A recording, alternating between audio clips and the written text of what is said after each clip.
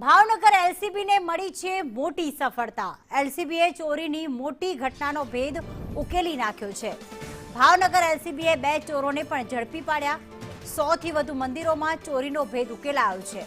તો 6 જિલ્લાના 100 થી વધુ મંદિરોને આ ચોરોએ નિશાન બનાવ્યા હતા અને 5,83,000 થી વધુનો મુદ્દામાલ જે છે તે ચોરી કર્યો હતો, જે જપ્ત કરવામાં આવ્યો છે। આરોપી ભક્ત બનીને દર્શન કરવાના બહાને ચોરી કરતા હતા। ભગવાનના દાગીના અને દાનપેટીની ચોરી કરી હતી।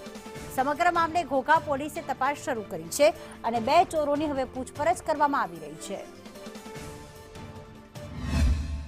આ બંને ઇસમો મળી આવેલા હતા અને તેઓની પાસે સોના ચાંદીના દાગીના મળી આવેલા હતા। તે બાબતે તેઓની પૂછપરછ કરતા તેઓ પાસે સોના ચાંદીના દાગીના બાબતે કોઈ બિલ કે આધારભૂત પુરાવા ન હતા, જેથી કરીને તે મિલકત શકમંદ તરીકે ગણી અને જમા લેવામાં આવેલી હતી।